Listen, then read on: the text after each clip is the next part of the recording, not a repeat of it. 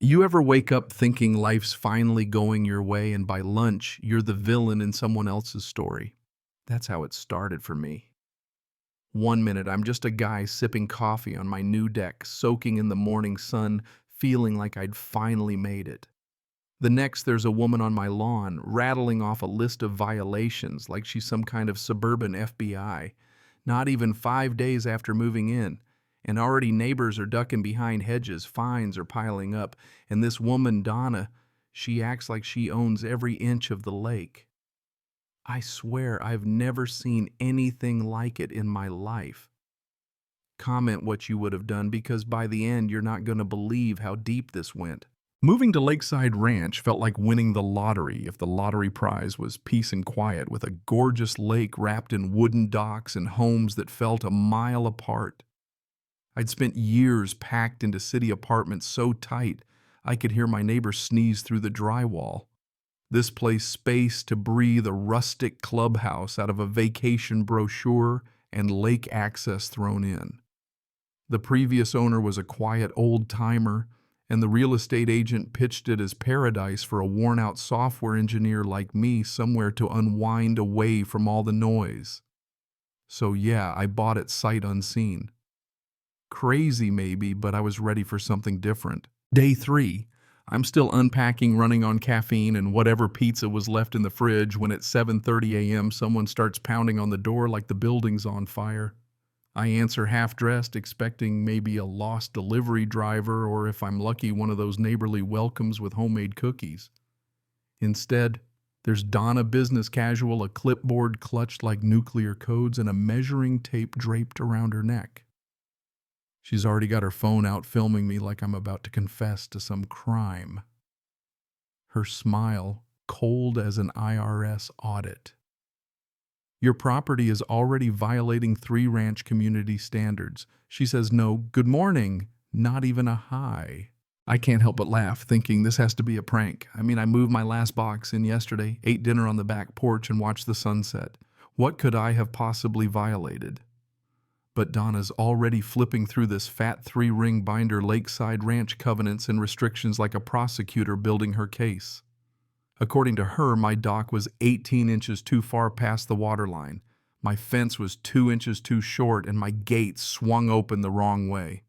First offense, $25 a pop, $75 just for existing. I told her, look, I never signed any agreement. I bought this house. Nobody said anything about covenants or the measuring tape patrol. She gives me this look, half threat, half bored CEO, and points to a deed addendum buried in the closing papers, saying I'd agreed to all this, whether I'd read the fine print or not. And when I tell her I bought the place back in 1998, she just grins and heads straight for my dock like I wasn't even standing there. That's when I realized she'd already taped a violation notice to my dock, dated the day before. She'd been watching me before we'd even met. It felt less like a neighborhood and more like I'd moved into some petty dictatorship. We monitor all waterfront properties for compliance, she announced, standing there like she owned every drop of water. That morning, the dream of lakeside freedom started to crack. A couple days later, another violation showed up at dawn. But this time I was ready, phone in hand, catching Donna sneaking across the property line to post another fine. When my camera flash went off, she jumped like a kid caught stealing candy, then acted like nothing was weird about taping notices to someone's door at 5:30 in the morning. Now my decorative barrel was a greenbelt infraction. The fines doubled overnight, now $125 for infractions I didn't even know existed. The thing that got me wasn't the money. It was the system. The way she scheduled surveillance, used a telephoto camera to check dock measurements, and filed pre-printed violation forms with my address. I started tracking her around 7:15 for the dock, 7:45 for the fence, 8:30 for the gate. The neighborhood started to feel less like home and more like a controlled experiment in fear. Neighbors would give me sympathetic smiles, then scurry away. Bob, who used to wave, now ducked his head on lake walks. Even Margaret, the friendliest face around, kept conversations brief, warning me to stay quiet or risk becoming the next target. Online, it got darker. There was a community group part, surveillance hub part, public shaming platform where my doc featured in posts with aerial photos and anonymous case files tracked so-called offenders. Folks started reaching out privately, whispering stories about how Donna had driven families out with fines and legal threats. She doesn't want compliance. She wants ownership, one message said. Third violation finds tripled legal threats flew in by certified mail. Attorney Stevens sent letters warning of foreclosure if I didn't pay up. Never mind the fact that the standards seem to change every week. That's when Tom, a municipal planner and fellow resident, reached out.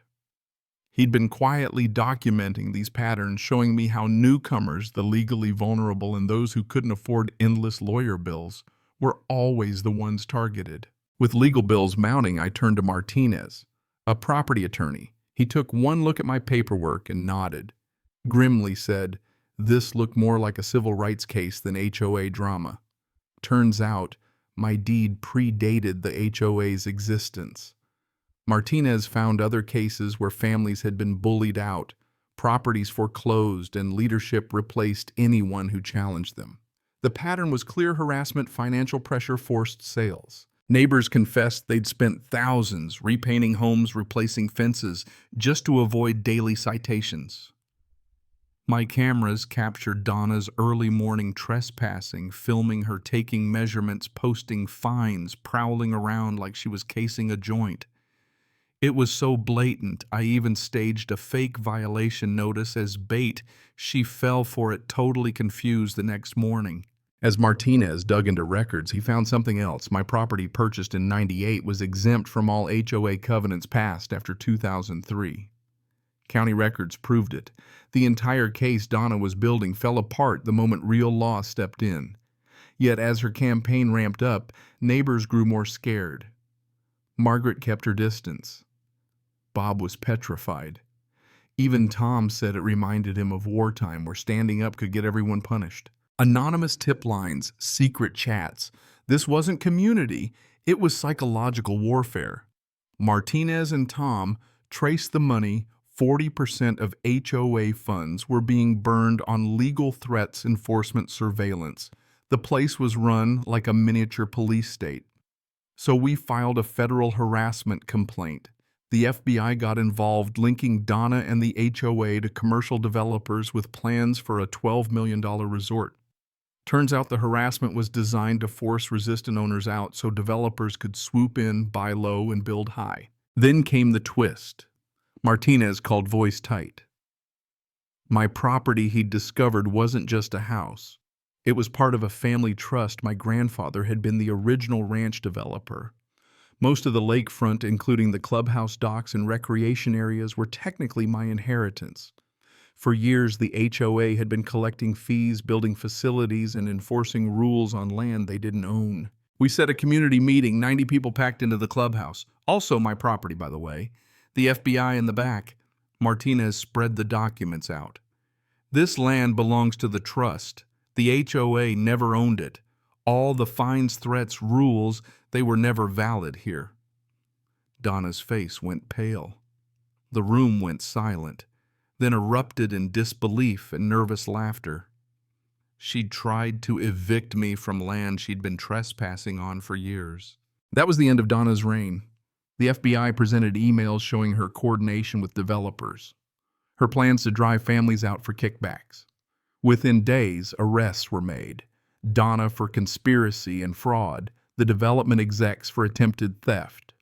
The community's stolen money, over $40,000, was ordered to be repaid, and Donna was banned for life from any HOA leadership nationwide. Her 5-year prison sentence sent a message. TechFlow Solutions. My employer issued a public apology and promoted me for exemplary integrity. Turns out, standing up to bullies pays off in the long run. And the ranch. We flipped the whole structure. Fees dropped, authoritarian management was out, and volunteer committees took over.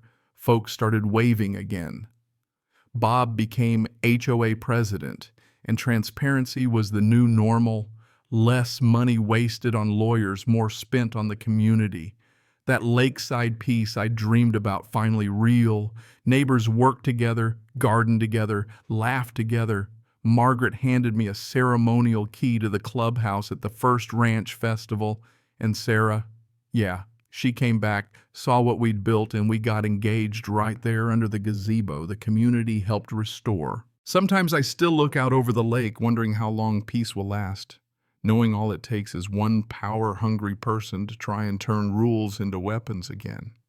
But maybe that's the lesson. The ones who shout loudest about the rules are usually the most afraid of losing control.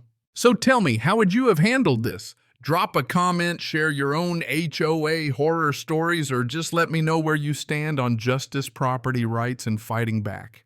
If this wild ride gave you something to think about, hit that like, subscribe, or thanks button, and share the story with someone who needs a little hope that sometimes the good guys win.